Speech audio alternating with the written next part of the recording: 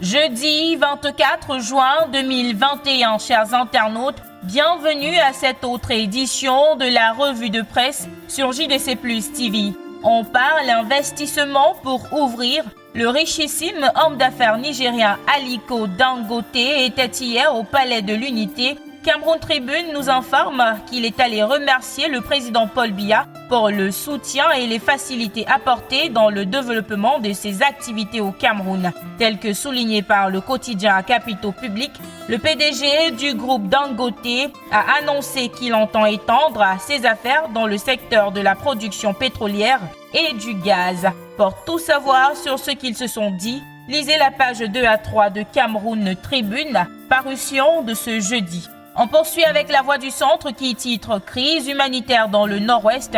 Médecins sans frontières demande la levée de la suspension de ses activités. Le journal poursuit en indiquant que les autorités camerounaises refusent la reprise des activités de l'ONG dans la région du Nord-Ouest, pourtant marquée par une crise sécuritaire qui sévit depuis plus de 4 ans. Cet appel intervient alors que des milliers de personnes sont privées de soins vitaux dans cette partie du pays, tel que présenté par Médecins sans frontières dans sa récente sortie. Examens officiels, le scandale des épreuves. Voilà le grand titre en une du quotidien Le Jour dans sa parution de ce jeudi. Le journal nous informe par ailleurs que l'organisme chargé de l'organisation des examens certificatifs du second cycle francophone se trouve dans l'incapacité de produire à temps des épreuves convenables. Ceci intervient après le remous autour des épreuves du baccalauréat général de cette année. De son côté, la revue du Patriote Hebdo voit en cette situation une volonté du ministre des Enseignements secondaires de marcher sur les textes.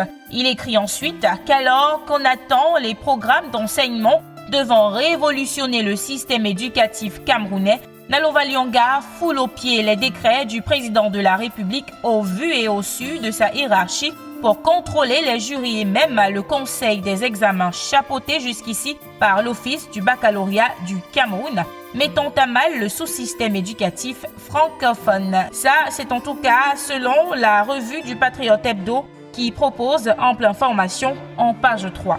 Prochaine une de cette revue, Mutation, qui parle de la situation du Cameroun en termes de couverture santé universelle, telle que présentée par le ministre de la Santé publique, le Dr Malachi Manaouda, qui était face aux députés hier. Selon le quotidien de la rue de l'aéroport, le projet est bloqué dans les parapheurs du gouvernement. Mutation parle également d'exploitation sexuelle des enfants et de la jeune fille. Le sujet était au cœur d'un point de presse donné hier par le ministre de la Promotion de la Femme et de la Famille, le professeur Marie-Thérèse Abena-Ondoa. Cette dernière a condamné avec la dernière énergie ces actes qui chosifient la jeune fille en citant le cas le plus récent, celui de Malika Maebi, qui aurait été droguée puis abusée, et les images de l'acte publiées sur les réseaux sociaux. Retrouvez l'intégralité de son discours en page 5 de Mutation, parution de ce jeudi. Et voilà qui vient mettre un terme à cette édition de la revue de presse sur JDC Plus TV.